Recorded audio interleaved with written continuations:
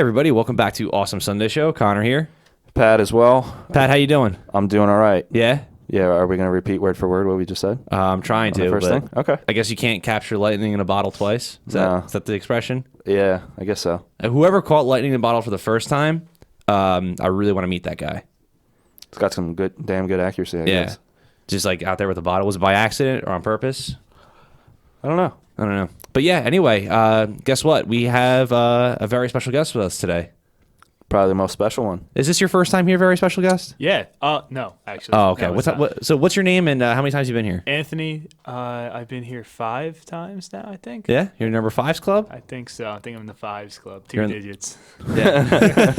So, we're doing great. Yeah, Anthony's been on the show a lot. He's been here with Poeta and by himself. Yeah, you're pretty much a regular. Yeah, I have fun. I like that I'm a special guest. That's really nice. Yeah. Yeah.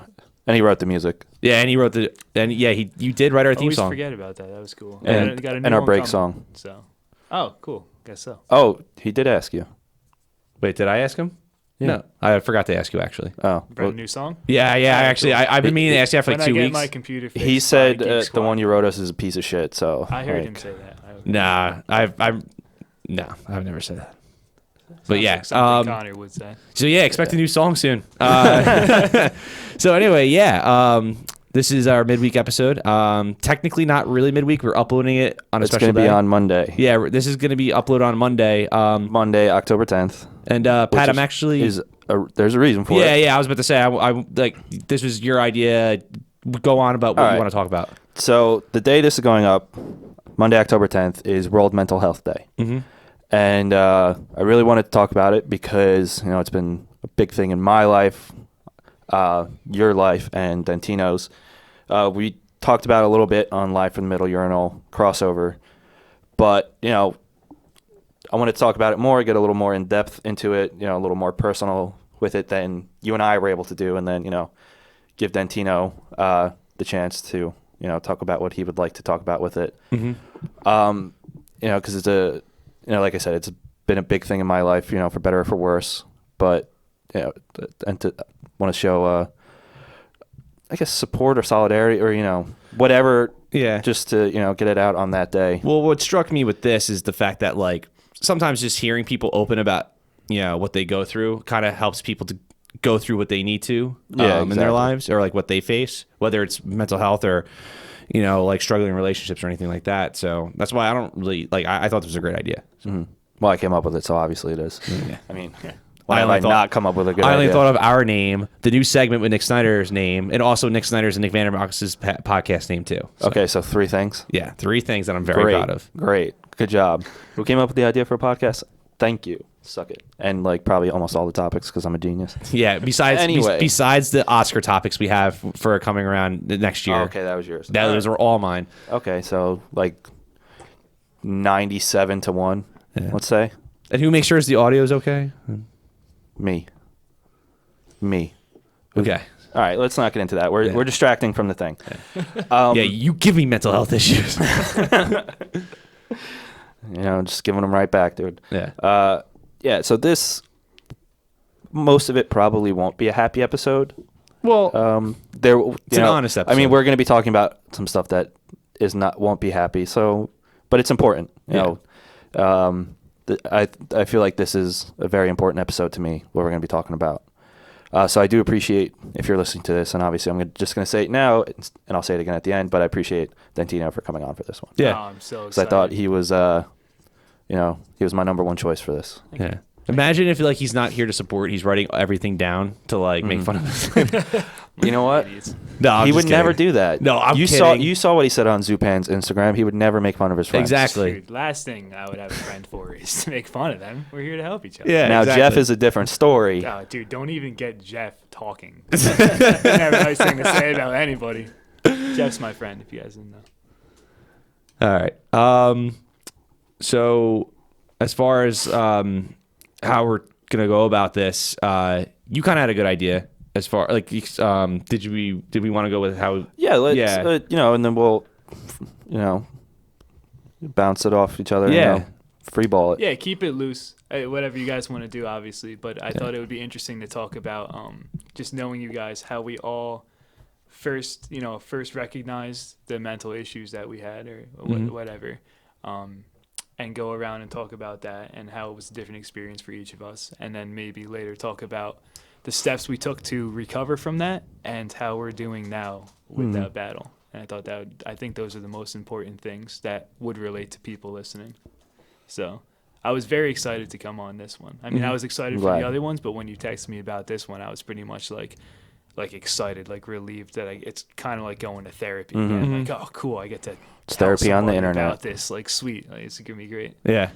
So cool. There's something weird about opening up about yourself, like where everyone can listen, compared to like it's kind of harder to open up to like somebody. I know Yeah. we got like 1 million listeners an episode, so like it's a great reach. Yeah, for all it. those people in the Philippines. Yeah, Filipinos love us. Yeah, I don't know why they do though. It's because I know Filipinos. There you go. That's guys. true. You worked at the boardwalk. I did. Yeah. Anyway, Dentino, would you like to go first as our honored guest? Yeah, it'd be my pleasure to start off. I guess one of the biggest mental issues I've had to deal with in my life so far have just been anxiety and a mild form of depression. And the depression, not as crippling, but it's there. You know, it's a great thought in the background. But the first time I was ever open up to anxiety was when I was 17 years old. The girl I was dating at the time in high school had it. And I remember her just constantly panicking, like me having to go over her house and her just saying very negative things, and she couldn't leave the bed and she was crying. And I had no idea at that point in my life, like what that was. I was like, what is the problem here? Like, we're fine, like things are fine. And anyone who has had anxiety or some crippling form of a mental issue knows, like, you're not just going to talk to somebody about that. You're not just going to say like, oh, calm down. No one wants to hear calm down. Yeah, it's the worst thing you could say in a situation like that, actually. Right? So I remember just trying to, care about this person, but just being like, how do I help you? And then being like, I don't know, I couldn't even tell someone right now really how to help. Yeah. Yeah, because really, like, you feel help when, trying to console somebody. Most of the time you feel helpless because, there's really 99% of the time nothing you can do. You just have to let them, get through it. Oh, you're right. Like, it's not, like somebody's really hungry and you give them food or anything. Like, Yeah. It's just something that, you're trying to be there, but it's very frustrating because you can't actually do anything. The more you try to fight it, I feel like the worse it gets. Yeah. You kind of have to, but I always found anxiety it's kind of like swimming against a riptide. Like you just kind of have to let it carry it out. Sometimes you have to just drown in it and just, come back your own way. Yep. But there's, obviously different forms of in cases like that.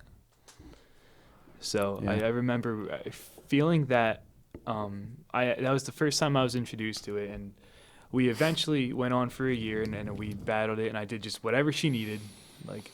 And then a year later, I ended up breaking up with her, and it was that kind of thing where she would make threats about it, like she would claim she was hurting herself, so I felt responsible at 18 years old for taking this girl's life. Now at the same point, like all my friends had gone off to college, and I was friends with you guys, but I don't think we were anywhere as close as we are now. No, I think honestly, like freshman year of college is like when we started all of us getting like this closeness, like for real. Definitely. Like we all like hung out, but all because of more mutual friends than actually like hitting each other up. You're right.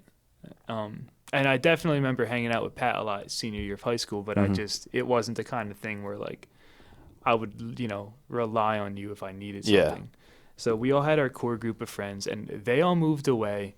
Then I started college, essentially alone. And then she was threatening to hurt herself, and this was all within like a week of each other. So my life, essentially who I was at that time, or who I thought I was, the egoic version of myself, just literally collapsed and died and broke. And it was like I just fell and had to rebuild myself. So I didn't know. I've never had to rebuild myself before. So I guess like I would handle it by hiding and sitting in like a room And you guys were around for a lot of this, and this is why I feel comfortable talking to you Yeah. about it more than anyone I actually else. remember like the day you went to the hospital because of it, like the first time. Yeah, that was it. Was every day I'd go to OCC, Ocean County College, like, and I would drive there.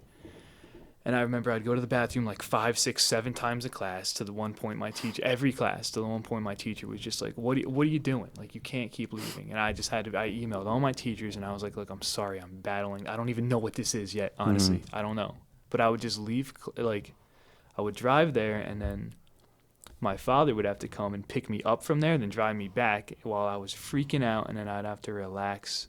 He'd drive me all the way back, then I'd have to drive home. And this happens, I could say 10, 15 times. Mm-hmm. And it was just so frustrating for them, I'm sure. That's like crippling on their life. So there was the one day that my ex-girlfriend, who we'd recently broken up, we saw each other at Ocean County College. She started freaking out. She had to leave and go home. She called me and said she was going to kill herself. I went to her house. We calmed down. The more I was helping her calm down, the more she would say things like, please just kiss me or just take me back, or else, bad things are going to happen. And it's like, no, I can't be with this the rest of my life. Like, there's got to be more to my life than this person. Yeah. Like, what She'd God be forbid holding you we end up prisoner. with it. 100%. She was held me like captive. Yeah. Like And for an 18-year-old kid, that's horrible. I've never dealt with anything. I mean, that's horrible for anybody. You're right. Yeah. 100%. But at that point in time, I mean, I have no problem saying like middle class, Caucasian, very sheltered person growing up in the society. I had like no problems. Honestly. Yeah, seriously. Not bragging, just putting it out there for people who have had things to deal with. I was honestly fine. Financially, we're stable. I never had a thing I've had my own, whatever, like relationship problems with people in my family, but nothing anybody else hasn't had. I'd say. So when this happened, it was kind of just like, all right, what the hell do I do now? So I would go home and sleep. I'd get home. I'd sleep from the time I got home to just like all day. I'd wake up. If I was strong enough, like me, you, and Joe would go and get pizza. I think Connor sometimes, Tuesday and Friday. But I lived through it by just going to like therapy, helped a lot, and different things. But that was essentially my first form of it occurring in my life. And there's definitely a point before having anxiety and after in my life. And that's literally like, if I was going to break up my life so far the way it's happened, those are the only two categories I have that actually make a dramatic difference. There was who I was and who I really am. And that it's where I'm never going to say it ever went away. Yeah, it's not something like it's incurable. Like it really is. And that's why it's something like, therapy is usually a good choice. It hasn't worked for everybody. Like people I've known who've gone through the same thing, they tried it, didn't work for them, but they found other means. It's something worth trying, I think. But, there's all these outlets, but you still have to work or, just try. I mean, you can't even really avoid it. Like you just have to work to get yourself strong enough for if it happens again, without worrying about when it will happen. 100%. It became a point where it's like I'm not even worried about the things I'm worried about like anymore. I'm just worried like I can't even go out because I know I'm gonna have a panic attack. Yeah, you're just worried about when it's gonna happen. And that's what it was. It was always I thought I was having a heart attack, or like if I drive, I was like I'm gonna drive and I'm gonna have a heart attack when I'm driving, and I would literally like pull over and I did it so much that one time my mom was like, "Are you kidding? Like Dad pick you up again? Like you're 18, like get a grip." And I remember just being like, that was the most insensitive thing I ever heard at the time. But then being like, maybe from their point of view, like maybe they'd been through it and maybe the only way to get through it. And the next day, I remember like driving there and calling my dad and being like, I can't do it. I'm sorry. Like, I got to pull over. And then him being like, all right, I'm coming. And then me being like, you know what? Never mind. I'm going to go today. I'm going to do it today. And just hung up and just went. And that was the first step I ever took in my life towards, all right, like, I'm going to do something about this. But back to what I was saying real quick about the hospital, like we had seen each other. I had gone over her house when I essentially told, she kept saying she was going to kill herself. eventually it led to the point where she worked at the ER at the point. Okay, she had just started there. So I was freaking out so bad after this that she had gone to work somehow crying, was able to drive. My father picked me up from her house where my car was, and was just like, all right, what are we doing? And I remember that was the worst. I couldn't breathe at all. I was literally collapsing and like passing out. He took me right to the hospital. I was shaking. She had beat me there, and she was the person who at that time had to admit me into the emergency room. That freaked her out so bad that she had a panic attack. Her mom came. Both my parents met me there because I thought it was like literally a heart attack. I was shaking. I was like almost in tears. I was freaking out. If I was conscious, I would be crying. You know what I mean? Just blacked out. I don't even remember like what I was doing at that point. It just blacked out. We ended up in emergency room beds right next to each other. Yeah, like in the split room. Literally in the split room with both. And I remember my mom talking to her mom, just being like, "Can your daughter just cut it out? Like, this is ridiculous. Like, holding my son hostage here. Look what's going on to him." And respect your mom. Just because. So I remember that, and it didn't stop. You know, but whatever. So that's like the one thing like in my life where I was like, I don't care how hard people have it in the world. Like this is a battle for me. Like see, and anytime I went through some of that stuff, like I would get a sense of guilt because I'd be like, you know, there are people with cancer, there are people with this, and this living here at like this. Yeah. It's hard not to tell yourself that. Yeah, and then you start feeling really guilty, and then that makes you feel even worse. And but it adds to it. Always adds to it. But like the thing is, like, you know, if you're going through this now or whatever, like the thing you got to remember is it's all relative. Like, you know, yes, people have it way worse than you, but still, like, this is terrible You're to right. you. It's all relative. 100%. It's all relative. Like, this is your, you know, level of them. Like, for those with cancer like this, I mean, they're very, very different. And I'm not trying to diminish how deadly or serious cancer is, but, like, this is, like, your level of that at the moment. At the moment, you're right, 100%. Yeah. Arbitrary, one is worse than the other. Yeah. But if you're going to relate it to someone like that, like you kind of, I don't know how they feel, but I feel like almost, I mean, it's like hell. It's worse than dying. You're just like, you live in an automatic hell where nothing is okay at that moment. And it's like literally like, I can't believe the universe is this cruel to me. That like literally every monster from every crack in the house is coming out to just scream at me for something while I'm tied up in a chair. Yeah. It's terrible. But I mean, that was the first time I was introduced, and I mean, I guess we're gonna talk about the recovery part after. Yeah, I mean, you want to go? You guys can go ahead. I started experiencing like, I was more of the opposite. I suffered through more of depression than the anxiety, and the anxiety was a result of the depression. Complete opposite. Like I always kind of dealt with depression, but minorly. Like I always just thought it was something that everyone went through. And then like once I started hitting like 22, 23, I started getting like, I started really just having negative thoughts about myself, about my life. Like I would, like by the time I was like 23, like late 23, I would always question. I was like, I always ask myself, I'm like, if I was gone, do you think everyone would be better off? And then like that question started having more validity in my head, and like that's kind of where it all started. And my girlfriend at the time like started noticing something. She was like, what's going on here? Like, can I help? And I was like, well, I don't really know if you can. And then the anxiety started really happening, coming forward. I was getting random panic attacks, and like I didn't really get why. And I remember, you know, you two going through that, and I was like, I would ask you, and then I would ask you about it, and then I was like, kind of like, maybe it's not as serious as they are, and I kind of just blew it off, and I actually kind of did work for a little bit.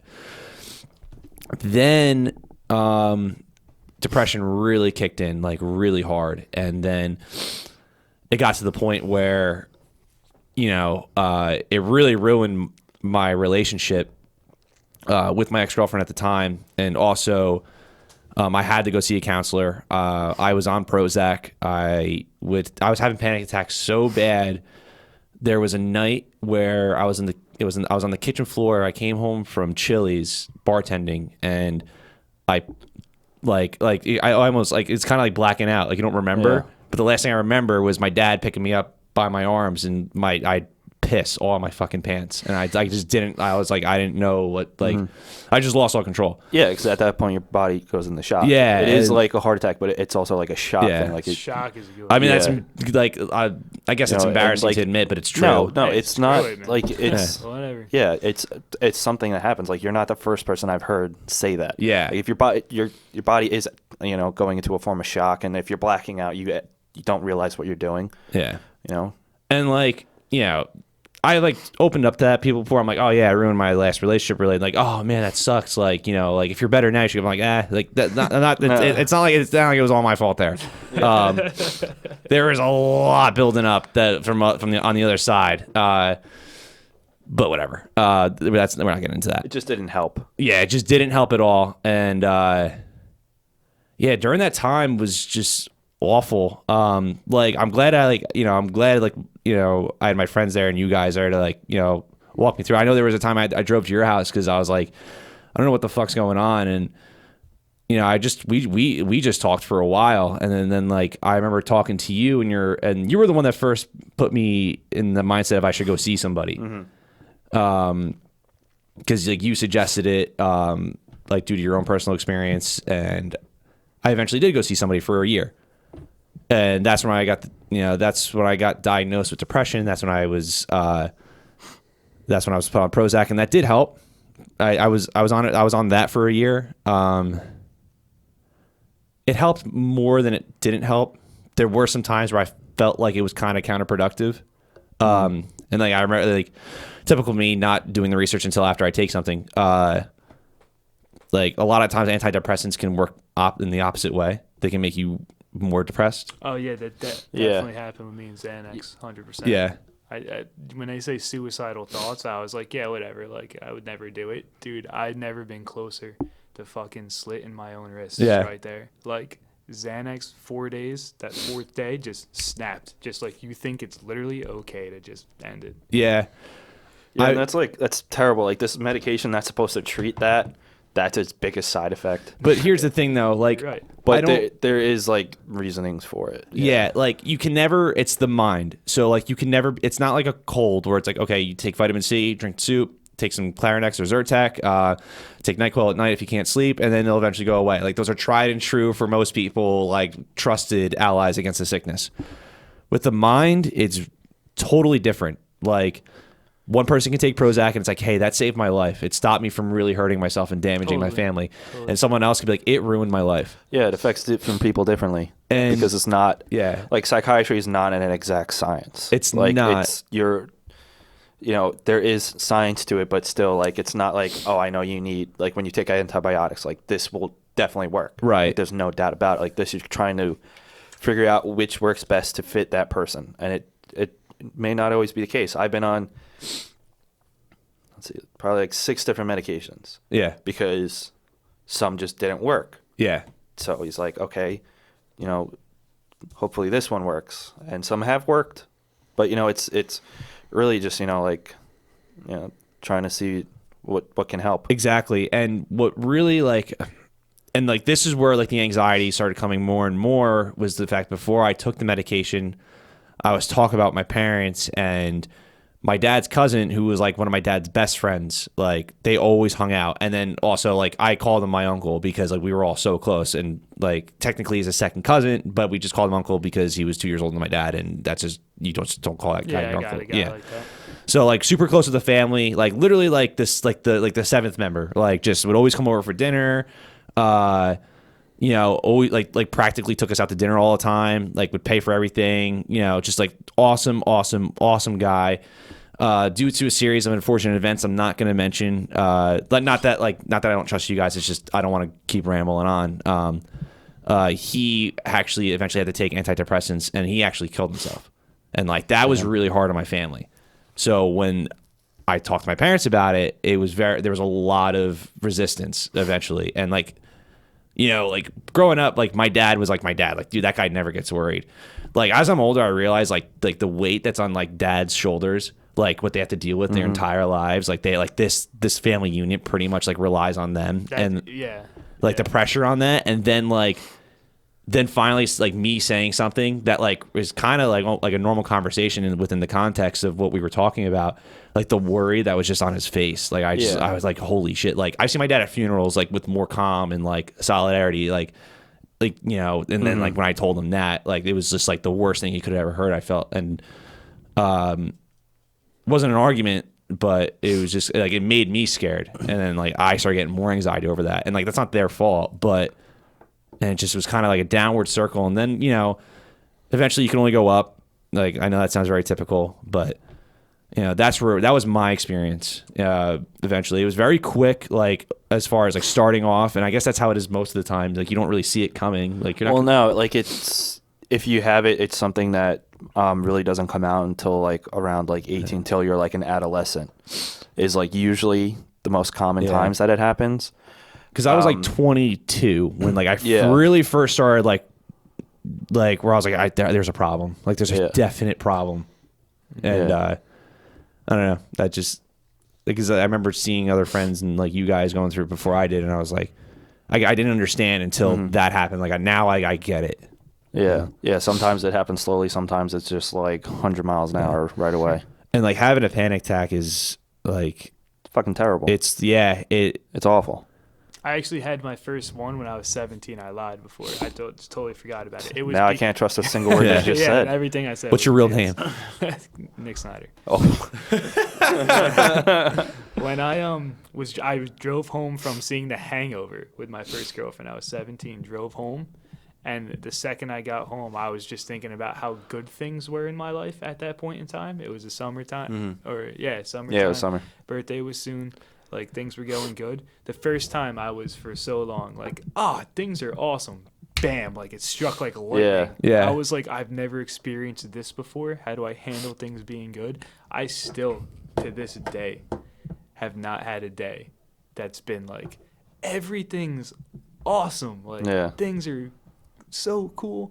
And like I feel like I have the mentality that I'm just always fighting it. You know what I mean? Like I'm sure you guys do. Like I'm never like today was a great day. Yeah, even if like you're having a great day or week or whatever, like you're like, there's some like that's not like perfect about like I'm imagining it, or like you're just too worried about like it being too good to be true that you're actually taking away how it is. And there's some people that live so viciously with their mentalities. They're so confident, they're so sure that that's how they should go through life. And even if it's not forever, it's like they're a different person now, but they're just so like ready to conquer it no matter what's going on. I have a hard time putting that facade on. Like I have the facade that like I always have a facade that I'm doing much better than I actually am, but I never have the one that like people want to be.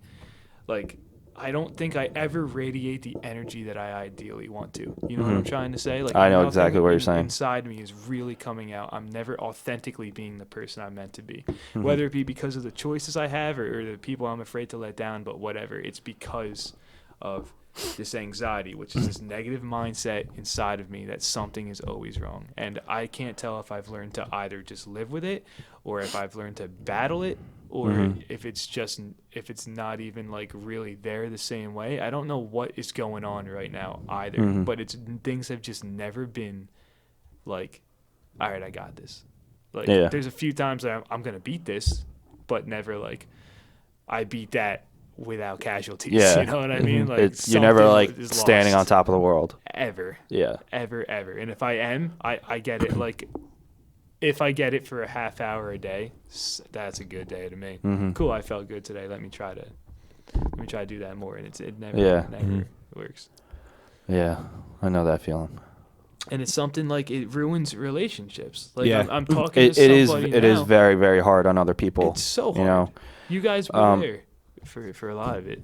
Yeah, and you know it's been hard on my relationship too. But thankfully, you know, like it has been put, at times was very strenuous on my relationship, and almost caused it to break. But if depending on who is there with you, like, first of all, like you gotta credit them for even trying. I agree. And like I've said this to Becca. I'm like, if it's too much, I get it. Like I don't want to put you through this because, it's stressful. That person may feel helpless, like we said before. But, you know, if some people are able to handle that load with you and keep going with it. Like my mom did the same thing with my dad. They've been married 28 years or some shit like that. 25, whatever. But, you know, like there are people who can do it because they have their own strong will. Some people can't, and it's not a knock against people who can't. Yeah. Like it's, you know, it's tough. There's a difference between knocking people who can't and people that kind of give up where in your That situation. they just don't want to. You guys were there. I dated a girl after the first one, and she didn't understand it at all. Right. So, I mean, in the beginning, she did her best, but when we got to know each other, there were times where I was just like, can you please just, like, I need you, like, just call, or just calling like crazy. And it wasn't like, hey, like, you don't love me kind of stuff. It was like, I'm bugging out, like, can you calm me down? Can I just talk to you? And I'll never forget in my life. There's a few things I'll never forget in my entire life. And her response in a text message, because she wouldn't answer any calls, was, can you let me just fucking sleep? And I'll never forget that. I was like, that was like the day I fell out of love. Because you were being with an the girl. inconvenience to her. I was like, oh, sorry. Like, no matter how much I'm ruining your life with my anxiety, because I didn't think I was. It's a lot to deal with. But like, that's I just being a treated her bitch. well, 100%. Yeah, that's just Yeah. There's like I've had enough of this. Like I've helped you for so much. I don't have it in And me I to can't- go fuck exactly, yourself. I can't go on with my life, and that's one Yeah, conversation so now you're just bothering you me. have with as an adult. Yeah. You know, you talk and it's like, look, this is taking a lot, and I respect that. Yeah. But then there's, I'll deal with you later.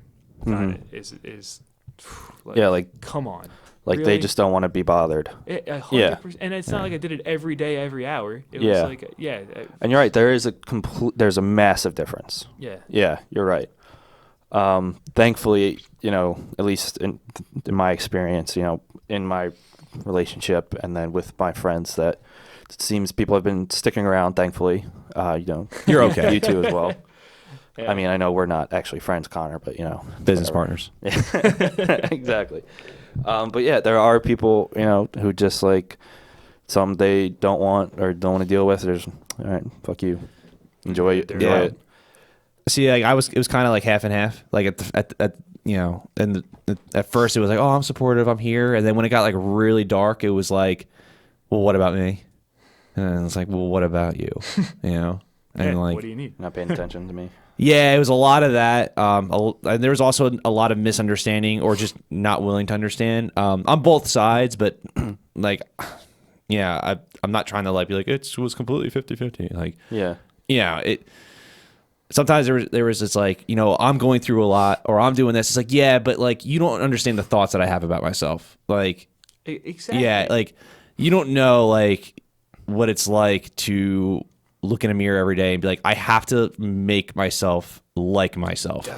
It's a uphill battle. Yeah, and I totally agree with you. I respect it's like, hey, listen, I've dealt with this for so long, like I can't go through it anymore. And like, to be honest, if I was at a state in my life where I felt that healthy mentally, I think I can. I feel like I could agree. You know, right? Because you don't need to deal with that. Also, you don't understand completely. Exactly. I'm sure. Anyone who's gonna leave like that just doesn't get it and thinks something selfish about you, possibly, which is okay. Either doesn't get it or doesn't want to. Doesn't want to make the effort to do it. The people that don't want to make the effort are the ones I hold responsible as like that hurt. Mm-hmm. Whereas like it hurts either way, but at least one of them, it's like, well, they don't understand how I feel. Yeah. I can't blame them for not understanding how they feel. Yeah, because it's hard. It's you really can't understand. You have to go through it. Yes, I agree. That position. Completely agree with that. Yeah. So I think the best relationship I've had so far is my third one, because we both had anxiety, which was like, it turned into, we were so negative together, you know what I mean? But we weren't abusive. We were negative, like we understand, like life sucks. Yeah, life does suck. Like you were feeding off each other's negativity. We were, but in a way, it was like a comfort. It was like, finally, someone gets it, and that's more than I've ever had at that point in time. It was like, oh, thank God, like someone understands it. And when I saw that other person, I was like, wow, that's actually, they're way lower than I am. Like they don't even, like they're not even trying. Like they don't think, their mentality was, I've always been like this, I'll always be like this. Or mine is like, you wanted to get out of it. It's still like that. And it always was. Yeah. I've always wanted to get out of it. I'm always like, I'm gonna beat it. Like it sucks. Like I'm still dealing with it. I get it, but I'm gonna beat it. Like I'm stronger than this. Always my mentality. Not every day, but like I'd obviously. say for the most part, like That was your overall goal, whether you felt it 100%. that day or not. And that was not hers. And that is what led to the breakup. It's like, yeah, this sucks, but like, let's do something about it. And she was just like, well, I can't. And it's like, I get it that you can't or but won't. like, and that was essentially me leaving her. Like, hey, I have anxiety too, but like, I want to do something about it, and you don't. Yeah. And So she was holding you back. Which feels bad You know, leaving for someone in that spot. But like, what the hell am I supposed to do? But there's then you only would have been again being held prisoner Forever. in a way. Exactly. Exactly. and it's just like it's hard to be with somebody that doesn't want to improve too, because it's like, hey, listen, like you can only help somebody that wants to help themselves. Exactly what I was going to say. Yeah. And so, like, how much did we really love each other? If we both had no love for ourselves, how much love do you have to give? It felt like it was more of just like you go over there and it was just this toxic, like, oh, I feel this way, you feel this way too. We're not going to be with anybody else, and we're both like attracted to each other. That works. It's like, no, things got deep, but there's more to it than that, probably. I'm hoping. Yeah. Yeah. Yeah, so I guess I'll get into my experience. I'm sorry. I didn't No, never that's even got okay. to No, that. because that was good. But like what we got into, that's fine. Yeah. So I've been battling depression longer than I can remember not. Like at least since I was 12 or 13, really. But it only got worse as the years went on. Like got older, and was bearable at points. And later on, like a few years ago, I was diagnosed with bipolar disorder. But I have a greater tendency towards heavy depression instead of like any manic side. Because usually, you know, like people always say, like bipolar disorder, like somebody's happy right now, and then 5 minutes later, they're not happy. It's not like that. That's like saying like someone who has Tourette's is always cursing all the time. Yeah. That's actually a very small percentage. It's very different. You know, and it's two different extremes. Like I would never get the extreme mania, which is like the extreme happiness, which is like usually when people will go out and spend a fuck ton of money or go do a bunch of drugs or something like that. Like I would get periods where I was happy, but most of the time I was just like bottomless pit going down. But ever since I was like, I would say 12 or 13, on and off, I was battling it. It got really, really bad freshman year at OCC. Anxiety didn't start happening until the end of the second year at OCC when I had to decide like what college I was going to go to afterwards to go get my 4-year degree. But yeah, through freshman year of college was like really, really bad. I would, like how you said, you'd go home and just sleep until you couldn't sleep anymore. That's what I would do. I would take naps longer than I would sleep at night. And I had like hundreds of sleepless, like I can't even count how many nights I would just stay awake all throughout the night. Like there was, I would say every month, at least every 2 weeks, I would stay up 2 or 3 days straight, not being able to sleep. So I was battling insomnia as well, which made it worse. Like you can't like be relaxed or happy when like you aren't rested. I know, like I've never been to the point where 2 or 3 days. Sorry to interrupt you, but like No, I never to the point where it's 2 or 3 days. But there's been times where I'm like, where every night is like 5 in the morning, and like it's terrible. Yeah, because and being you know what? more tired gets you more That depressed. and you know what, like always when I was up so late when literally no one else is awake is like when it's hits you the worst, because then you're like really alone, because at least, you know, up to a certain hour, like people are up. Yeah. You can text them or call them, but like it's like 4:30, 5 a.m. You're alone or you're disturbing Yeah. someone. Then One or you're the other. yeah, exactly. And then you're really alone to your thoughts. So that's how I spent a lot of time. You know, and then there, like, I would try and force myself out of bed. You know, I did look forward to things. Like, there was a period when I did look forward to things. You know, I looked forward to hanging out with Becca, with you guys, Pizza Tuesdays and Fridays. Pizza Tuesdays. Hated going to school.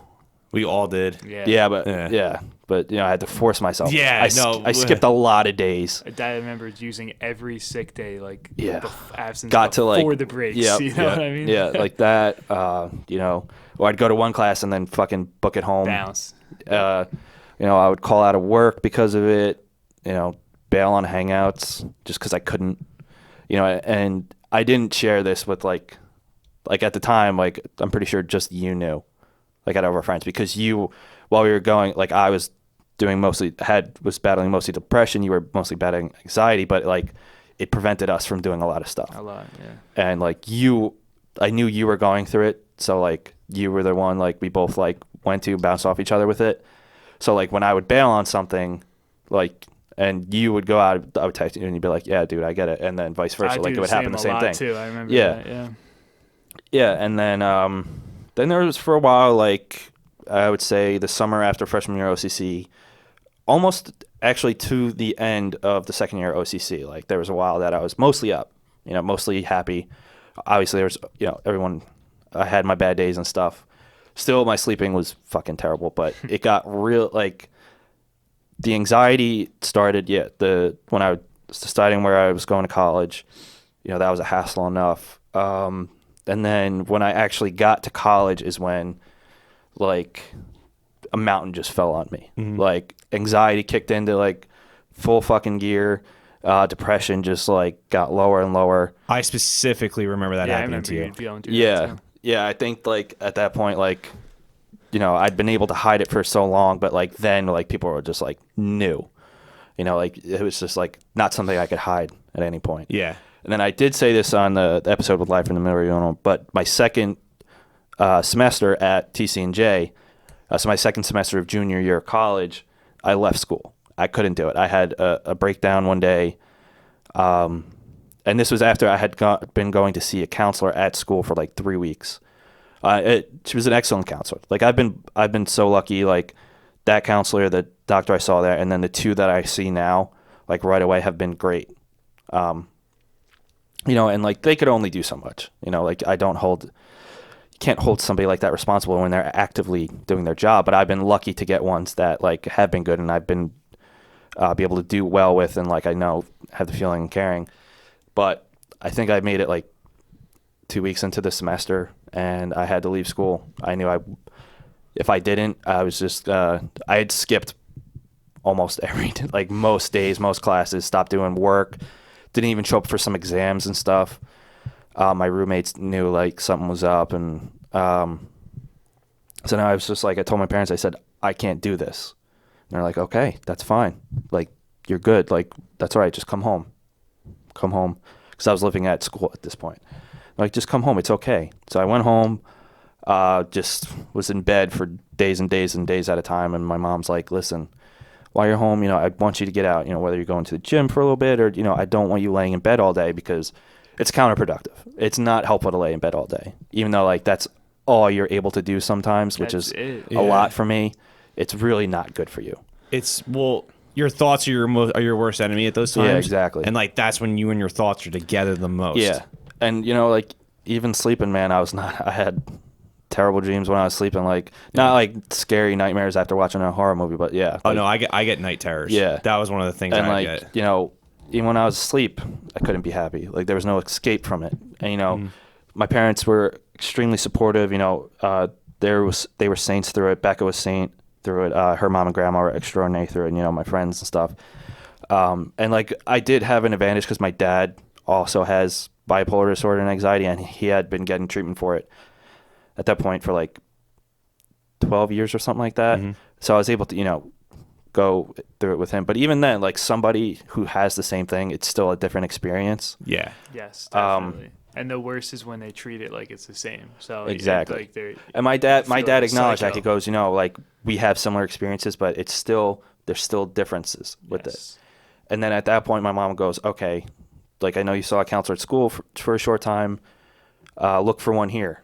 And first one I called, I was like, I need to see a therapist and a psychiatrist. And if you don't know the difference between a therapist and a psychiatrist is the one who actually does the diagnosis and prescribes you medication. And then the therapist is more like psychologist who helps you talk through everything and like that. The one who actually like counsels you. I saw the therapist. I had to go see a doctor for the Prozac diagnosis. Same myself. Yeah. Luckily, mine were in the same building. Oh, there you go. So they shared an office. So like I would just go for weeks, every week for like a while. I would see them both in the same day. Right away, like I was like, all right, this is working. Like this is good. Was prescribed antidepressant, a mood stabilizer, and Ambien. So I was on Lexapro, this medication Depakote, and Ambien. Ambien to help you sleep. That's of course. Yeah. And then Ambien didn't work at all, and I told the doctor that, and he's like, "Holy shit! Like that's not good." So then he prescribed me this other one. This one I'm actually on it again. Trazodone, 100 milligrams. Shit knocks you out. Just saying. Sell me some. No, I need it. I need it. I know, I'm kidding. So then I would go see them every week, and then when school started, I was nervous to go back to school. Like I wasn't sure if I wanted to go back that fall, but I did, and then I was nervous about living there. And I'm like, no, I want to do this. I want to do that. And then that was also the year Conway moved in with me. So it was whatever. So I went back, had a lighter load of classes, but things were getting better, but they weren't perfect. And then, so I still was battling anxiety and depression. I still missed a lot of classes, missed a whole bunch of stuff, but I was more upfront about it with my professors. And, ended up by, graduating, fighting through it enough to graduate and make myself, out there more often with my friends and stuff and like try to be active. And then, after that, honestly, I was miserable all throughout college. Yeah. Like Connor and I were talking about easily. it today. Like going to TC&J, I had a great experience with some people there. Like my roommates, well, 3 of them were fantastic. Conway being one of them. Loved them to death and was happy about that. But otherwise, going to TC&J was the worst decision ever because nothing good has come out of it. Honestly, like put myself in a fuck ton of debt, put myself through so much stress and anxiety, and got a degree that can't get a job with. Mm-hmm. So Same. Yeah. No, well, I had to talk about how this conversation came up. Okay. So we were like, we went to a record store today in Howell to buy comics, and you would like that store a lot too because it's not just comics; I've it's a been there lot once of or music twice, stuff. yeah. Now I have to sneeze, of course. Fuck. Connor picked up the Godsmack album. Yeah, I could have told you All that, of them. dude. All of them. I see one hanging I was right like, this is perfect for Anthony. Actually, we said Sean would probably like. Yeah, it. we did He say would Sean. like. He I probably think. would. He'd Yeah. probably be like, this is actually kind of cool. He likes spree. Yeah, so we were like you said, like, dude, let's open up our own comic book shop. I was like, yeah, if I'm not like $50,000 in debt, I totally would. No. You said it, and then I said that part. Okay, never gotta mind. switch around. Vice But versa. still, it's the same point Yeah, applies, same yeah. point. And we were like, God damn it! Like, why did we go to college? It was like, a terrible decision. like OCC, I'm fine with because like that was like $10,000 in Yeah. debt. Like that's like a slap on the wrist compared to most people, and like you can pay that off in like 3 years if you do it right, like 4 years. We were like, yeah, we could open up one if we really wanted to. Like, and we were like, we both have good credit. Like, And we're like, oh no. yeah, Never mind. yeah, we Stand can't alone. do this. Yeah, it was like I was like, fuck, like, Yeah. That's where my anxiety is now. Like, Mine biggest too. regret in life Mine is too. that I killed it at Ocean County College somehow. Like, it's the biggest accomplishment ever. Mm-hmm. Like, just phenomenal GPA. First semester sucked, but whatever. Picked it up, got out of there in 2 years, just kicked ass somehow. Like, I don't know. I just didn't want to be there at all. Yeah. Bad memories. Want to get out and start my life. And not knowing what to do after that point, and having people tell you, like, just go, just get a degree. And I just sat there and listened to them. And I just spent money on something I have no desire to. And now I'm like, I know what I want to do with my life. Like, but that money's gone. But it put you in a fiscal position that you can't like really. Where I am, yeah. I'm 25. Like, yeah, I can go back to school now, but like that, I'm just getting set back longer. Now I'm living with my parents longer. Yeah. Like now I'm working 4 jobs to get by. Like when, you know what I mean? It's Yeah. just like Yeah. adds to the anxiety kind of thing. Yeah. Just another thing I got to battle on top of all that crap. Right. Yeah, dude. And finding like a job is so much anxiety. And then this is the part where I like held back when we talked about the middle urinal that I've been kicking myself with ever since. Pretty much nobody knows this. I told you a little bit, but Connor and outside of my family and Becca and her family, only Connor and my buddy Dom Nicoretta like, no, this whole thing. But last August, I got a job at this place. I don't want to, I got a new job, worked there for 2 months, and actually, let's see, we're recording this on the 4th, right? All right, so 2 days from now would be the anniversary of when I had a huge mental breakdown at work and left and didn't go back to work. It was like for what led to it for like a week straight, I was just like low, like in the pits, man, like lower than low, like suicidal and all this stuff. And like just had like, couldn't sleep because my dreams were like scary to me. And like all these thoughts were racing through me. And, so I was fighting like day by day, didn't say anything to anybody because like, sometimes when you're in that position, you just bottle it up. Like, and that I've always done that. I hate doing it. And I was like, I'm not going to do it, but it's just natural reaction for me. And then, so I was sitting at work one day and I hated this job. It started off okay, but like, I feel like that's a common thing, but yeah, I hated this job. And, so like I had this break, I was sitting there at work. I had been there for like 45 minutes and I started just crying at my desk, started crying. And I like wiped my tears, ran to my car, called my mom, was like, Mom, like I'm not good right now. Going off, started bawling my eyes out like more. And both my parents work in the city. So like they're like, it's going to take us a little while to get there. But like do this. And then luckily, and Becca was working, she was teaching, her mom was working. Luckily her grandma was home. So I went inside, told, one of the kids I work with, I was like, listen, I got an emergency. I got to go. Like, I'm sorry. I just got to go. He goes, all right, man. Like, listen, I got you covered. I'll tell, him, her, like, I'll cover your bases. Let them know. And then, so went to Becca's house, talked to her grandma. As soon as I like got in, her grandma just gave me the biggest hug. And, I cried on her shoulder for fucking hours. And I called my therapist. I'm like, I need to see you like immediately. Like, I need you to see you today. He goes, okay, all right. I'll push this back, come in at this time and I'll see awesome. you. Yeah. Really Yeah. cool. Yeah. Like my therapist is the man. I love him to death. And, so, Becca's grandma brought me. My dad ended up coming while I was in session and, came in and then like sat with me and, went through that. So then my doctor's like, I don't think you should go back to work for a little while. I was like, yeah, you're right. Like, you're right. I don't think so either. So I was out of work for a couple weeks, applied for short-term disability. Then, like I was getting ready to go back to work. And then, one day, dude, I woke up, I put some clothes in the laundry, and then I've hit like out of the bottomless pit, I hit the pit. I hit the bottom. And, Was that your worst day? worst day of my life. Really? Yeah, November 2nd. I'll never forget it. Wow. And, and the reason Connor knew that I left work was because one day we were leaving Buffalo Wild Wings after I like didn't hang out for like weeks, and I let it slip. He goes, "What?" I was like, "Oh shit, yeah." So I told him, and he just heard me out, and he was like, and he was upset that he didn't notice it. I'm like, dude, like it wasn't your fault. Like I appreciated it, but like, you just let me vent, and like, but if you're in that position and somebody tells you, like, it's never your fault if they don't tell you anything or you don't notice. Yeah. Like I felt bad that you felt bad. Yeah, and then I felt bad that you felt bad that I was feeling bad, and like it was just kind of like it was just it was a downward spiral. Yeah. So November 2nd, put some clothes in the laundry, and then I sat down and just cried like I never cried before. Like all came to like a fucking head, and went in my room, grabbed my belt, grabbed a stool, and tried hanging myself.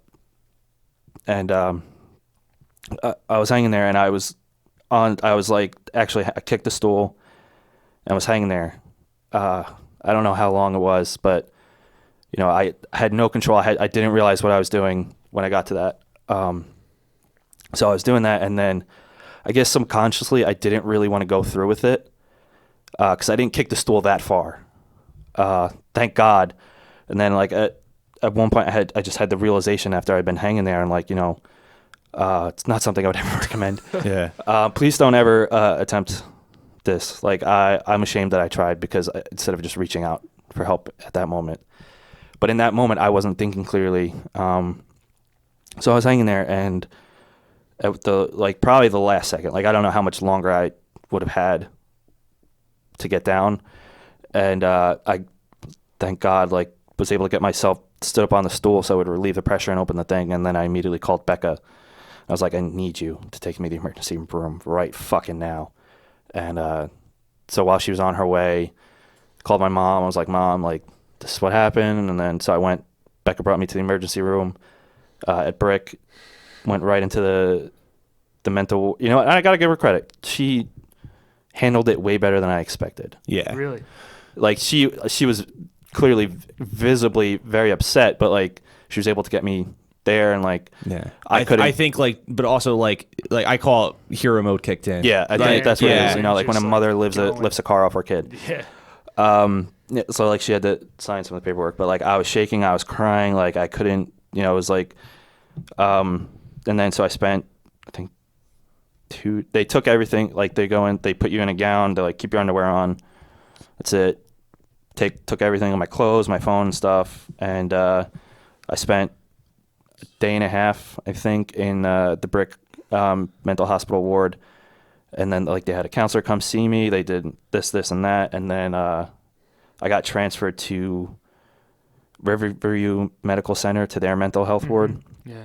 Spent a few days there. Yeah, it was something. I mean, like the staff there was good, but the first night I was like, I couldn't sleep. I cried nonstop. I was like, I never want to be here again. Has that been a motivation for you to? Yeah, it has. And you know, I wasn't better right away. Like I got out within 5 days, but I wasn't better right away. I didn't get that low again, thank God. But like for weeks, I still wouldn't get out of bed. I told Connor when I got out, because we were supposed to record the night that I went in, and I wasn't able to text him anything. So I was like, Beck, like, can you just tell Connor like something or whatever? Well, she told me something. I don't know if she knew that I knew what was going on at the time. Like I kind of knew what was going on, but I didn't know that happened up until you told me. Until I got out. But I knew you were having. I knew you were having anxiety again, and then when she texted me that, I was like, what she said, I was like, I didn't know the extent, but I knew that wasn't it. Yeah, and then so it didn't get better from there. And not that she's bad for saying that, but I think she was just looking out for no, it. no. I just wanted her to say something. So and I only told her to tell you that or tell you something because we were supposed to record that night. And I was like, I haven't talked to him in like 3 days. I'm not just gonna, whatever. And the reason Dom knew is because like the day, like I had seen him like immediately after I left work, pretty much like within that week, and then within a week of getting out of the hospital or something, and like he had talked to me about stuff like that before. Not like, I don't know, I just for whatever reason just told him, because I figured I told him that because I had told him about work, so I was like, well, he knows that. Like, there's no offense to you that I didn't like say anything. None taken, dude. I don't think I would text anyone and be like, oh, by the way, I just tried to off myself. So it didn't get better from there. For weeks it was still really bad, and like I would like day before Thanksgiving, everybody's going out and stuff.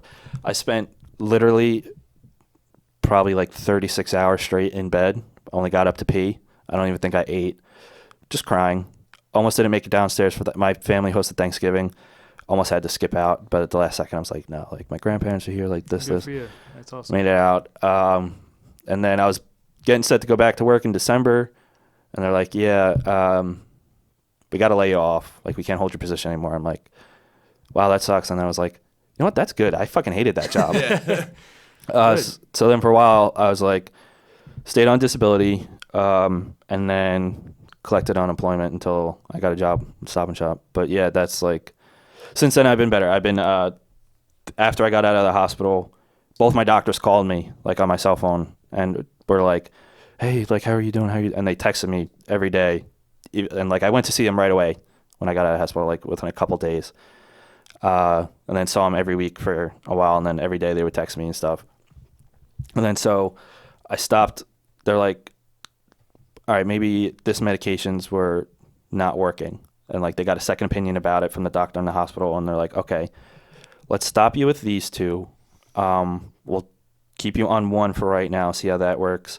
And then slowly add in one. So they put me back on two that I already taken that interact well. They thought like the two of the ones that I had were having a negative effect on each other and like causing that, other than just being in a natural depressive episode.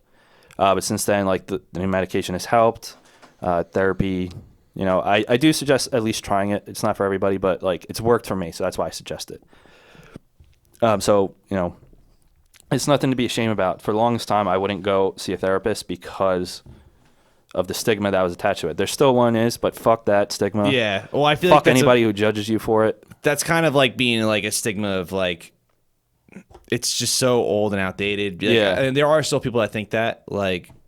It's anyone who's ignorant and intolerant is going to think that, if they don't know what you're going through, like you can't judge someone for going to a therapist for something. Because back in the day, it's like, oh, you're going to see a shrink, like, and they'd be like, wow, you should, yeah, exactly. Like it's still how it is every day. Growing up, yeah. I mean, I know so many people now, like, exactly. you say it, and people are like, oh, I got it one too, and it's like you never know how many people are actually going through it until you like start talking about it. Like, but I think like I'm not going to name names, but.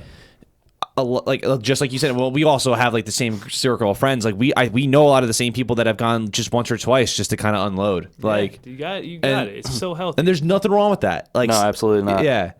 But obviously, like for us, it's like it was much more of a necessity. Not saying it wasn't a necessity for them either, but no. Like it was an immediate thing. Yeah. And since then, obviously, I've been good. Like. Surprisingly, like consistently good. You've been good after that. Yeah, after that, like I would say since January, like I've been steadily, consistently good. Not every day is perfect, obviously. Like I've had, but I've never, thank God, knock on wood and everything, haven't gotten anywhere close. Yeah, good to that. I can feel it from both of you guys. Like the way you guys radiate and carry yourselves. Now you guys are much better than. I've seen you guys in a long time. I can definitely say. Yeah, I mean the same goes for you. Good. Thankfully, for each of us. Like I'm happy. Well, we've all been kind of always there. Like especially like when we call, like, and also too in our friend group, like especially with not just the three of us, but like just like people were always around. Like we're quick to notice something. Like definitely. Like I know when something's not up with you guys, and like dude, like.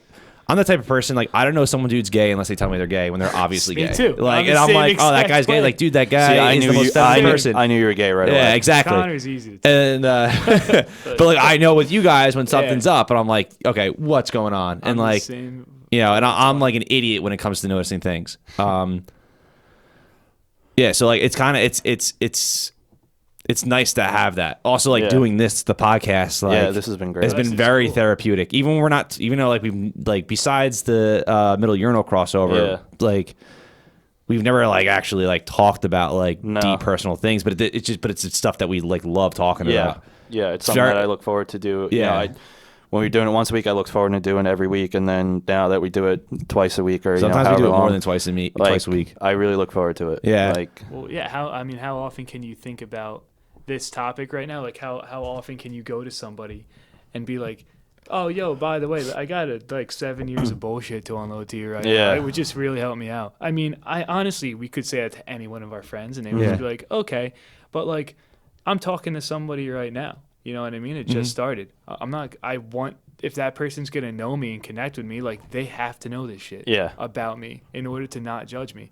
However, like I also don't want that to really like ruin things. You know what I mean? I mean, I think it naturally has to happen, but like it's a thing. Like you don't do it all at once. That I don't. If their reaction to it is 100% like, oh well, that happened to me too. Like that's great, but like let's talk about that in a different way. Like talk to me about my experiences and know it, and let me know you've absorbed my information. Then I'd love to hear how that compares to your life and how we are similar.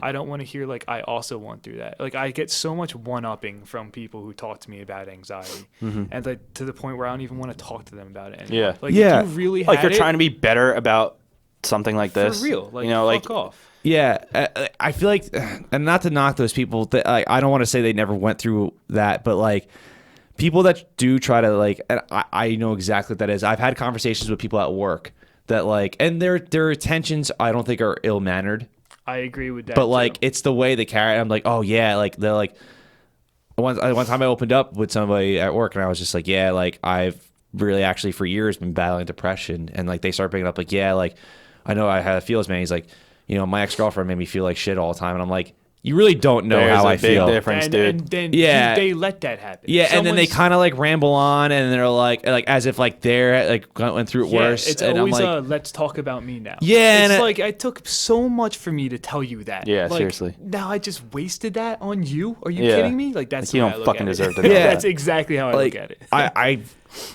said this to you and like Will Bank, like I've never been at that. I've never been to the point where you were. But like there was a couple nights where I would take too many sleeping pills, like not like I'm trying to off myself. It's like I will take more than I should, just hoping I won't wake up. And I've been there, and like again, not that they're ill mannered, but like just to reiterate your point, it's like you don't know how I feel unless you really have been there. You Yeah. know. And their reaction will give you like a bias to judge, And- like if they have or have not. And it kind of makes me not want to talk to people about it, not because I'm not open about it anymore. I don't think it's anything to be ashamed of, and Not at all. And I No. 100% believe that. No, you know what? talk about it Granted, every day if I there's could. people in Yeah. my family that don't know this, but like it's mainly just because I just don't want people to worry. Like I don't even think that my brothers know exactly. my brothers and my sister have no idea. Like I think they knew I was depressed, but I don't think they know anything else. Yeah, Like my they family definitely doesn't don't know make why sense. I was in the hospital yeah, or anything. Like, but then again, nobody outside my immediate like none of my extended like aunts, uncles, grandpa. My mom probably told my grandparents, but other than that, like nobody Do else you want knows. them to know? yeah, No. yeah. Like my Dude, mom, I didn't. and my I didn't dad even know. want to tell my mom. Like when I was in the hospital room, you know how like you said like you've seen your dad at funerals and stuff, and just stone faced the entire time and not hold it. Not that he's not like no, emotional I know what you mean, supportive, but like yeah. he's not. Where. But he's like a rock. Like Yeah. he's like, all right, like, Yeah, like I'm here for my people. mom is a rock because she had went through it with my dad. I don't think my dad ever tried to kill himself, but he still went through it severely bad. And he self-medicated with alcohol. Like he was an alcoholic for a while. So, but he didn't know why for like until actually after 9/11 was when he had his first panic attack. When he was helping clean up the site, and look for people. But regardless, she was in there and she was like talking to me, asking me how it was, and then she like came over and sat down to me and she started crying like hysterically. I've never seen my mom cry in my entire life. She goes, "Pat, please don't leave me. Just don't. I couldn't handle you leaving me." And then I started crying, and I was like, all right, I really, really can never, ever, ever like get this close. Like it's not something I'd ever seen in my life. Yeah. Like, I don't mean to sound funny here either, but like my mom cries when the person on American Idol she wants to win doesn't win. Yeah, no, Like, it's I don't mean to sound funny, but like if I were to ever be gone, like dude, like I couldn't imagine my mom's face. But then like illogically thinking, like when I am in that really depressed mode, I don't think that I'm like you don't think logically. yeah, I'm just like I'm like yeah, they'd be upset, but I think everyone would probably be better off. And like that's a thought that occurs in my head a lot. That's the one thing that does and has kept me going before. I mean, Xanax, it was everything out the window. But I do have that thought. I mean, every day, like, I've never gotten to the point besides one time where I was like, yeah, I should actually do this and actually picked up a utensil to do it. But I'm not going to, that thought is every day. Like, what if I was dead? What if I just killed myself? I could Yeah, probably do exactly. it. Probably not that bad. It probably got all this bullshit pain, and what's the point of living anyway, I don't think that way every day. Exactly. But, I mean, not all day, but I think every day at least one point, I'm like, what's the fucking point? But I'd say, like, my parents deal with so much bullshit. Like, no one should have to deal with that. Like, if I can't even handle what I'm going through, how are they going to handle their son doing that? Yeah. Yeah. And that's like That's how I one felt, too. thing I've got like left on me. I'm like, all right, at least just put up with the shit for them to have a better life. Yeah. I did feel guilty about like my parents having to do that, and they're 2 other younger sons too at the same time, plus Seems my like you dad did the doing right it thing himself. about it, Yeah, though. You know what I mean? Like you made the Yeah. conscious decision at the end of the day. Like you did a great thing. Really. Yeah. So yeah, it's a negative mindset. All this bullshit is just such a negative amount of energy yeah. that like people, you cannot give any part of yourself that you want to when you have Yeah. it. You really need to pariah yourself. Yeah, like I'm really angry at myself that I tried it, but I look at it like, well, I reached the lowest point. Like, can't get lower than that. So like, at least whatever. Let's just move on from that. Whatever. Yeah. That's just how I'm like, I just can't let myself get down to it. And I still consistently see my therapist as often as possible, my psychiatrist every now and then, take my medication every day. Try to improve myself, try to be around, my friends and obviously my girlfriend as much as possible. And, I got to give them, after this, but like, I got to thank anyone who's ever been there for me like that, especially my parents and my girlfriend and her family. Like, they're fucking rocks. They're fucking saints. Like, can't thank them enough.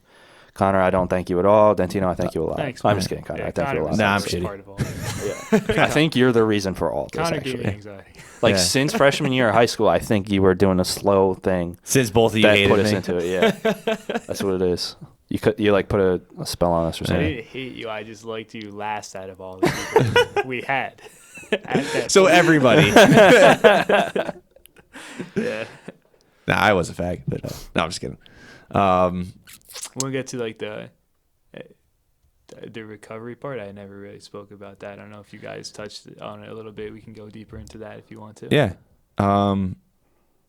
Do you want to talk about more of the recovery first, or do you want to go around? Or? I mean, like, I kind of like went over mine. Like, Yeah. It took me a while, but through the tools I was provided and with the help of these people.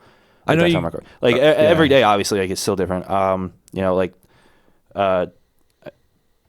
The medication, again, that's something that doesn't work for everybody. It doesn't. And sometimes it has a really negative effect on people. For me, I think it does help, but it's not the only thing. Like, it's the people I'm around, the people I love, talking to my therapist, trying to keep myself, doing things I like, trying to, if something comes to my mind, push it out. Like, that's, I also started meditating. Yeah, I was gonna talk about that. Yeah, Definitely. like, I think my therapist, like, he suggested this to me, and he's like, try and do it, twice a day if you can. It could be for 5 minutes, it could be 10 minutes, however, just try it. And honestly, it makes a huge fucking difference. And there's been like studies done that show like it can, if you do it enough and you commit to it, like, it can actually like quote unquote rewire your brain. 100. to I it, like. completely. And I agree. with that. I think 'Cause that it's it not has. only like not only when you're in that moment, like that Yeah. meditation will last. Like I recall doing it like 10 minutes before going to work and going in and having the best shift at work. Yeah, dude, I would do it Because I before did it. exams. There you go. I do it before job interviews. I do it when I wake up before bed, or like if I'm getting in a really stressful situation, I'll stop and meditate and do it. It works. It really does. People like you see people laughing like, oh, you're doing like the om shit, like. Oh, fuck I those see, people. yeah, fuck those people. Fuck you. It's- Listen, it helps me. Good. So good. if you want to make fun of it, I don't give a shit. It helps. A lot of those You think people are too stupid Yeah. to feel something that deep anyway. I like to That's think how I our look at it. depression is just a result of how intelligent we are over other people. Well, they do say the most impressed people are usually the most intelligent Oh yeah, and most creative. definitely Vincent Van Gogh, he cut off his own fucking ear. Yeah. maniac. Yeah, go cut your ear off and cure everything. That's what I should do. While you're at it, why don't you cut, the thing you're not using between your legs? Yeah. Your Give it to vagina. someone that for better use. It's crazy. The meditation thing is like you get so in touch with your inner self. Yeah. And that anxiety cannot, who you really are is not an anxious person. You are really Exactly. not a negative. I mean, you carry yourself that way. You are defined by society that way because you've completely been doing like anxious things or things based off your freakouts and stuff like that, or your negative mindset, but who you're truly meant to be and who you were really born as. I mean, that anxiety was all given to you, and it's just something you just, or depression, whatever. It's just some belief system after another negative belief system after another one that you just keep dealing with until it just builds up. When you finally get back and you meditate, you get like a little glimpse of like that light inside that's like, wait, what the hell did you do to me? Like, I got a voice. Exactly. I got something to say, whether, you believe whatever that is. And you get that out. I mean, that's helped a lot. To be completely honest on the internet here, like hallucinogenics have done miraculous things for me. It's allowed me to just take a step back, like out of my body and look at like this egoic person I've made and just like crack that shell and reflect on everything I've done. And whether it be, a lot of people use them as just like, oh, I don't feel like dealing with things today. Like, I'm just going to take this, like take these shrooms, mushrooms, or like smoke some weed. And it's like, no, like these things are tools to help you get into another mindset and reflect upon yourself. So that can help. Therapy was just somebody tell me like, I'm not gonna, like, you're not crazy. I got something to say. Just someone please listen. Like, you have to listen. I'm paying you. So, Yeah, exactly. So that was good. Like, he suggested some stuff. My second form of medicine, I was Lexapro. I got real lucky, and that allowed me to just. Yeah, I'm still on that. I'm so thankful for it because it allowed me to not just use it to like put things in the background. It allowed me to get the nerve off so I can go out and then work on it, and then eventually get off it because I wanted to. Now there's medications that people are like, I need this. It's like, you don't need it. You're not going to die, but it's so crucial and so helpful. Yeah. If you use it. It may be like a real huge benefit to you. 100%. And that's how I think. The medications I'm on, like, made me feel something. Like, for a long time, I was just numb. No feeling numb whatsoever. was a good And way I to think, put it. honestly, I think being numb is worse than being sad. Oh, yeah. You have Absolutely you worse. have to feel something. It's dangerous to not feel connected to this world. It's definitely dangerous. Yeah. Yeah, and like, like I know, thankfully Becca stuck through it with me, but it did put a huge strain on her, and I felt like I still feel bad about it, because she has had her own stuff to deal with, but thankfully, she's been able to stick it out, and Yeah, but don't beat yourself up too much on that. No, Not saying I you know. do, No, but you got to think of it as like as an actual disease, because like it is. They are diseases. if you were diagnosed with something like something that puts you in the hospital, whether it's cancer or something maybe less serious, more serious, or whatever you want to say, that puts a strain on other people, but it's not. It's right. No, I know what you're it's saying. It's natural. It's everybody does it for each other. That's why we're there for each other. And like as far as when it comes to like mental illness, that's kind of how it has to be treated. No, Actually, you're right. it is how it has to be They are treated. diseases. Yeah, they are. And one other thing that we're just adding to the list of things that piss us off about this. People say, "Oh no, you're just having a bad day. You're feeling fine," or just cheer up. That's the worst. Just smile. You'll be fine. thing. Just cheer up. You'll be okay. I'm like, Oh, really? Look That at it works? with a positive Here's a attitude. smile. Like, yeah. Like, I'll punch a positive attitude right out of your mouth. Yeah, I don't fucking wanna punt hear that that positive right now. baby Like, across the field. Be like, oh, you know what? I didn't fucking think of that. Yeah, Oh for shit, real. I'm cured. I'm good Never- now. never thought Thank to do you. that. Like, am I You know, that fucking stupid? You should get a Nobel Peace Prize for that one. I think what you said, Connor, is right. I was going to say it before, and I didn't get a chance to. I just forgot. The best advice I got the entire time I had it, I was 19, and my guitar teacher told me, because he had it. He goes, treat it like it's an illness. Like, if you can't eat that day, like, what do you got? You have to eat something, right? When you're throwing up all day, and you have to have some kind of nutrients. You have to. I would just drink ginger ale and pretzels, and eat pretzels, obviously, but like I would do that. Like, oh, I'm bugging out. Like, I'm not gonna eat. Like, oh, I gotta get something in me. It was a start. Like, eat the pretzels, drink the ginger ale. Like, that'll help my stomach for whatever is going on with it. Like, literally. What you do is you break yourself down, and I still want to do it to this day. It's good to have like a breakdown every once in a while. Like every 6 months I'll have one where I'm on my floor crying and just don't say a damn thing. Yeah. But, and I know you guys definitely do too, but it's like. I come and cry in Connor's bed. Yeah. Well, And then I would piss too. it. That's where I piss. I go to your house and cry on your dog's bed. Really? I piss on your parents' bed. That's probably why they like you so much. Yeah, they love the smell of my shit. But it's great to just treat yourself like almost not all the time, not every day, not for the whole process, but as a start, like you're kind of like a newborn, like you're a baby. Just like, let it out. Just hey, start over. Like, all right, where do I go from here? Like I'm at the bottom. I'm at my bottom currently. Like I got to get up and I got to start walking somehow. How am I going to go about it this time so that one, that doesn't happen, or two, so I'm just a happier person. Like if I got to crawl to get there, like at least I'm getting there. And that's I think the way I look at it still with anything. If I'm not happy right now, like I don't have to live life not happy. Like break it down, go cry in your bed for a day, figure it out, eat some fucking ice cream, and then you'll figure it out. Yeah. You know, you'll always figure it out. Your option is to just be miserable or die. Like you'll figure it out. You'll find a way, but you have to take the steps. You have to make the effort. Yes. That is key. And you are responsible. I don't care if you gets, think you don't want to or you think it won't make a difference. You make the effort. Yep. It's necessary. Even if it takes a few weeks or months or whatever, even if it takes a year. If you don't make the effort, you will literally never get better. Ever. And that's all. You'll make yourself worse. And then it is your fault. At that point, it is your fault.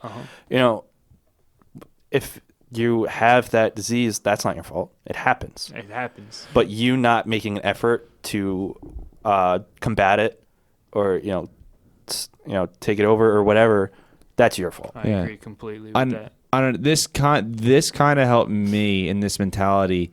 This might not sound good though, but when I completely agree to the point where, it's like you have to make the effort. And I'm about to judge you so hard for whatever you say. I'm kidding. Do it. I can take it. No, yeah, like you're 100% right. Like you have to do it. You have to have the initiative. Like yes, other people will help you and they should help you, and you do need help, but like 90% of it or 80% of it is you standing up and saying, I need to fix this, or like I need to at least attempt to fix this. But like also what didn't escape my head, and I think what helped me out, as negative as it's going to sound, is, well, I might fail.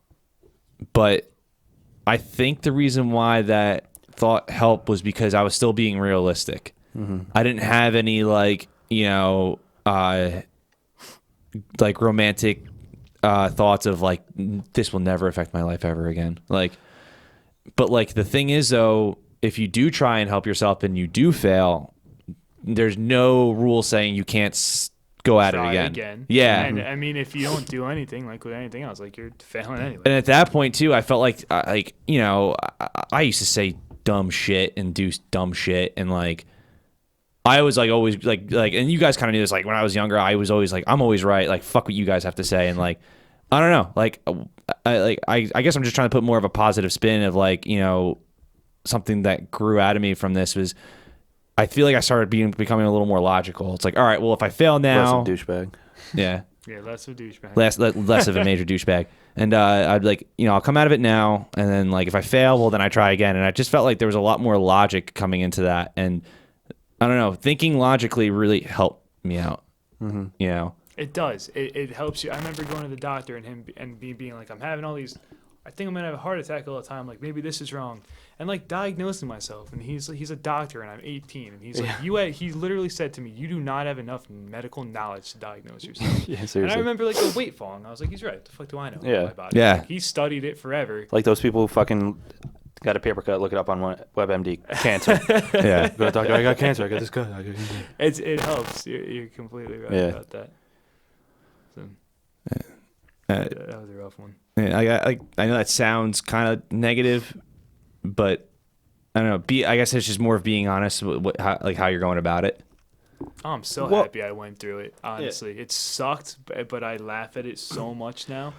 Just my personal experience. No, you know what? What the hell are you gonna I think I'm proud of it because exactly. Obviously it's horrible to go through, but I think it proved to myself, and then the people who know I went through it, like, all right, he's a strong kid, he's willing to make an effort, this, that, and the other thing. Like, I'm proud of myself for getting from the lowest point possible to, I'm obviously not in like heaven level of happy, but way, complete opposite direction almost. And Yeah, but I fuck still those people that are graduated happy all the college. time. See, that's where I'm gonna go. You can finish. What I you're saying. still fucking graduated college through all Yeah. this, like, We did things we didn't want to do. We did a Exactly. ton of shit we didn't want to do Yeah. with that energy being so low, and that's what sucks. Kind of, is like, we should be proud of who we are now and then beating it, I guess. But like, there's people that just never had to deal with this and went for what they wanted and fucking got it. And it's like, yeah, we worked hard and we got it. Just work hard. It's like, yo, we just battled so much, Yeah. and we have nothing to show for it. But the fact that we're just still here, like you guys, I think that's are. more of an accomplishment than whatever I agree they did. with that, but you Yeah. can't put that on it. But like, no one sees that Yeah. right away. And it's Because then not you're like- just like doing it to bring them down. 100%. Makes you look like a dick. And I'm not saying there's people like there's tons of people out there who have battled it and done amazing things, and I don't want to use it as an excuse. Like, yeah, maybe I could have been better, but like I guarantee, like if I just had the energy that I spent on that for the last 7 years, I probably definitely would have done something way cooler with my life. Like with all that positive energy, I probably would have attracted enjoyed college. Yeah. which would have brought you so much more to following what you want. And it's like we just had to battle that, and Yeah. Well, it could have been worse. Don't get me wrong. Yeah. but like. I think, but that's also too, like, I agree. And I think that's where logic also has to kind of play into effect of, well, the way I like, and again, this is just me in my version of logic. I could be wrong. Was, time is only what you make of it. And it's like, if time is real, if time isn't real. I mean, like, we watch a show where time is very real. We just did a podcast on it, but like, there's people who say like, well, time's not real. It's just made up by man. Well, I don't think Jaden and Willow Smith control time. exactly. If you think of time as like revolutions around the sun, then Well, there's linear time, which we talk about Yeah. logically, but I definitely agree that time is an illusion. Yeah. 100%. I think it's more. I think it's more of a tool than an illusion. Just for measurement. That's two different times we're talking about again. That's completely two linear different time things. is the tool, and then there's Yeah. the illusion that is the now. That's Okay. what- All right. Never what mind. I'm Yeah. saying. But like, we're still only 25, and I know that's like. So I always Dude, think, I'm only 24. Chill. or That's a whatever. good point. Yeah. Yeah. You don't turn 25. 20 I'm not Pat just 25 got his yet. driver's Yeah, it's in license. November. But yeah, so 24, 25, you got a month. Like, so the one thing I always think to myself, like, dude, when my parents were 25, they had 3 kids and like 4 jobs and a house. And like, No, they probably could have done that on one job back when. yeah, they were- like they worked another job. So it's like, cause we need vacation money. And it's like, I always like kick myself in the balls. I'm like, dude, like I think of myself as a huge loser. And then like, I have to like remember to remind myself, like, times are different. Like you were actually the majority, like being times 25 are and being at home because, just really just like shit that's out of our control, really. Yeah. And Yeah, it's harder this day and age. yeah, and it's just like you have to like think to yourself, like, all right, like time is really on our side no matter what. Like, yeah, obviously there's people that die young or like there's things that happen and like that are unfortunate, but for the most part, you have to think, all right, I still have so much time in my hands. Like you can't worry about when you do succeed. It's about how you do it. I agree with that. It's Yeah. about living. A big reason for anxiety is living in the future or in the past, not living in the present moment. And I do that a lot. Yeah. I think Yeah. most people do, and they either accept it or there's people like us that don't want to accept it, so we battle it and we get the thoughts, the anxious thoughts, the depressive thoughts. For whatever reasons we do, it comes. But I'm reading a book now called The Power of Now by Eckhart Tolle, and he talks a lot about that. He talks a lot about living in the present moment and just being your future self. Your present self will give you all the tools that you need to, it will create a better future. But just disregarding the fact that there is a future or a past at all. You only have this moment now. You don't ever have the future. You don't even know that you're going to have that tomorrow. Exactly. If you make the most out of your moment now, like the best you have, there's ways to prepare and use linear time as a tool, like we were mentioning, to get to those points. But if you literally live the most out of every moment at the time, you will do what you need to do. Like you won't make stupid decisions that will affect your future as well. You would just make the decisions that your true self needs you to make the most of. And if you keep doing that in every moment, like there you go. There is no room for anxiety that way. Right. I mean, it's obviously so much. It's easier just- said than done. Yeah, you but just it's have a to accept practice. like there's only so much you can control, Completely. and just understand that like you can't control most things. Definitely. But it's true. yeah, Like that's a big what thing. you can and cannot control, and the ways you can worry about those are definitely important factors to organize in your mind. I agree. This has been helpful. Yeah. Yeah, this is great. Like, do you guys have anything else more to say about like therapy, like stuff that's helped you out, or? Coloring. I used to color a lot. That's awesome. I remember being 18 in my bed coloring fucking children's books that Tyler McMahon brought me. He used to bring me like pet fish and stuff all the time. Yeah, your You dad pick hated them up them. from ShopRite, right? Yeah, I couldn't leave my house, so he'd just bring me like pets. He brought me a frog one time. We had a tank for it. Didn't live that long. Your dad hated them. Yeah, I think my your dad did not like your parents don't like redheads because your dad hated Tyler and your mom hates Phil. And most and they're people both don't like redheads. Phil, I would say, but my mom hates. Yeah. I mean, something that's been very therapeutic for me is like, is really just it's like prayer, and just like like being with my church family every Sunday. Like not only person that knows like from where I go to church is John. He's the only other person that knows like what I went through. Mm-hmm. But yeah, like I guess like how like meditating like helps you guys, like me prayer, because I feel like someone's listening. Prayer is a type of meditation in a way. I agree with that completely. It's just a different technique of going about it. It's still like the same idea. Yeah. That belief that God is inside you, and when you meditate, like that inner self is God. I really feel like he's listening, and like it really helps. Good. Yeah. Sometimes I'm just like, but then there's times where I'm really low. I'm like, I don't want to do it because I know it'll help, and it's just that's where the illogical sense comes into play. There's that one the philosophy that prayer is when you talk to God, and meditation is when you listen to God, and that's when like that kind of comes, whatever form you believe God is, of course. But meditation does.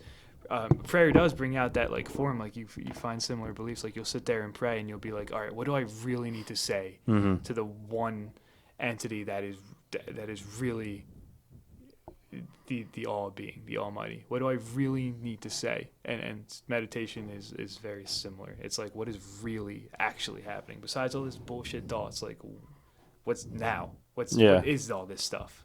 What do I make of it? Right. So I love the concept that those two go hand in hand. It's like one of my favorite philosophies. That's a good one, actually. And that I do see the connection between the two. I think that is a really good philosophy. I take no credit for that. I heard it on like the internet or something. No, did you? But Don't you know how the credit internet you for works? everything? Don't you know how the internet works? Do you ever see that webcomic? It's like somebody brings you, I made this. They show it to you. You take it and you go, oh, I made this. Like that. I think you came up with that concept. Right, yeah, exactly. I'm God. You're a philosopher. You're like the next Plato or some shit. Or you could be God. Maybe. If I'm God, I'm killing Connor tomorrow. Instantly. I probably deserve it. There's this foreign language movie. I think it's German or some other Eastern European, but it's a movie about how God is just some dude that lives in this shitty apartment with a shitty wife and a kid, and the way he controls people's lives is like this huge like model like of the world that it looks almost like a Risk board, like from the game Risk, with like all these little figures, and that's how he controls people's lives, like doing that. And he's just like a drunk, he's an asshole. Like if he doesn't like something on TV, he'll like snap his fingers and then fucking like that. Seems pretty funny. Interesting. Yeah. One of the more negative ones. Yeah, it's weird. It's fun to entertain that. Yeah. It's always Morgan Freeman. He's my God. Yeah. That's cool. Yeah. So if you guys have nothing else to say, I think that we'll wrap it up. Yeah. So like World Mental Health Day, like if you are in similar situations, or whether to a lesser degree or a more severe degree of anything we've talked about or whatever, first of all, you have to make the effort. Make the effort to improve or to help yourself. Whether you do meditation, prayer, whatever your thing is, or if you do seek to go seek help, like to a therapist or whatever, you listen to what has helped us. see what helps you. It may be completely different from us. Also, if you've never gone through, I know like before I want to clarify on one thing. I know we were saying before, like people who don't understand, like don't try and one up us or like blah, blah, blah, like that whole conversation. There are people who don't understand that do genuinely just try to help and want to help. Yeah. And if like you are one of those people, just. Oh, we understand that also. Yeah. I just want to clarify that to listeners But too. Connor hates you if you do that. So it doesn't matter. I just hate everybody. But no, all we want is don't for ever them to not just help listen. somebody that's going through any type of like mental breakdown. Illness. Sometimes the most useful thing you could do to help somebody is just sit there with them and listen to anything they're saying. I agree. Yeah. That's all I've ever wanted. But always keep the mentality that like if you've never gone through what they're going through, don't try to understand because that's like it. You're not trying to insult somebody, but it can come off as insulting. Bullshit answer to me does sometimes come off like just. Yeah, insulting. Like we get that you're trying. Like just like, hey man, remember always just like think positive and like I get it. Like I don't want to shit on that, but like because I understand like people are really trying to help and like they're trying to be good people, but like just keep in mind that you just don't understand. And like for people that have gone through that and helping someone else, like realize that you do understand. And like sometimes it's just your company that like really can like bring someone back. Yeah. And listen, big influence. You can't force somebody to get help. Like if you know somebody going through this who won't help them, you can try, but you can't force them. But, if they're in a position that, like, you're nervous for them, obviously you got to do something about it.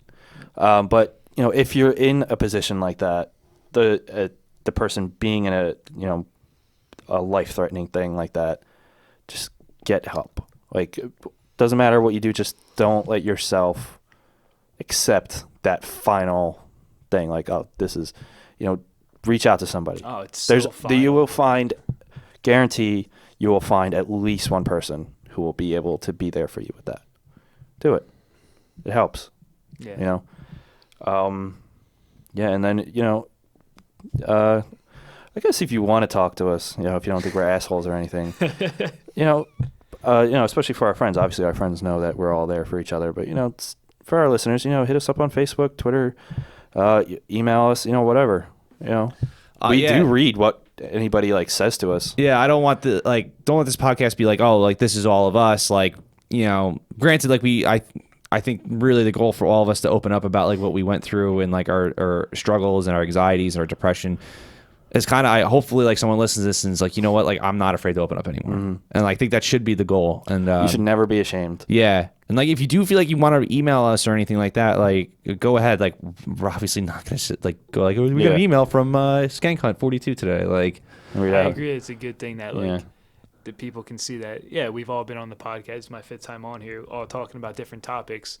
Nobody has any idea just by listening that we've all had these deep experiences at all. So yeah, it's in anybody, Listen, and I'm more than willing to listen to anybody talk about it. Whatever you're feeling, there is somebody always feeling the same thing or has felt that. Very similar for sure. There's always been somebody in your situation. Reach out. It's a lot of just make the effort. And fuck people who judge you for it. Like just tell them to fuck off. If they, are insulting towards you about it, fuck off. Just tell them fuck off. Like, don't let the way somebody thinks about it hold you back from doing what you need to do or accepting how it is. And that is hard to don't let someone else, what someone else thinks about you put you somewhere where you don't want to belong or on the path that you don't want to go on.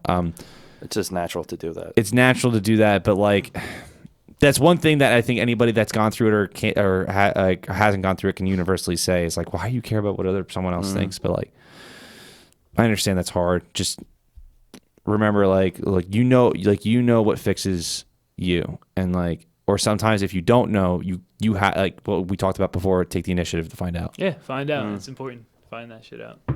Definitely. Yeah. Remember to. That's it, guys. Remember to like, share, comment, subscribe on YouTube. Download and rate us on iTunes, Google Play, Podbean. Like us on Facebook, facebook.com/AwesomeSundayShow. Follow us on Twitter @AwesomeSunShow. Our email, if you want to talk to us about this or literally anything else, awesomesundayshow@gmail.com. Add us on Snapchat, Awesome Sunday. Instagram is @AwesomeSundayShow. I'm @RickPatMick on Twitter. I'm at Less Than Connor. At Crucial Dent. And, have a great day. We hope, that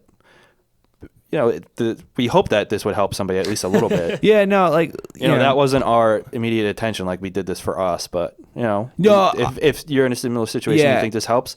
If this did help you at all, let us know. I think we did originally do this for us, but Yeah. I think talking about it, like I'm thinking, like I hopefully like someone else this can help out as well. Because Yeah, and if this did help you, please let us know. Like, that'd be amazing. You know, not that we want to, toot our own horns, but like, it would be really good to know that we helped like somebody a little bit. yeah, there's nothing wrong than like feeling Yeah. satisfaction from helping somebody. Yeah. You know. All right, guys. Thanks, and have a great day. Thank you very much. Peace.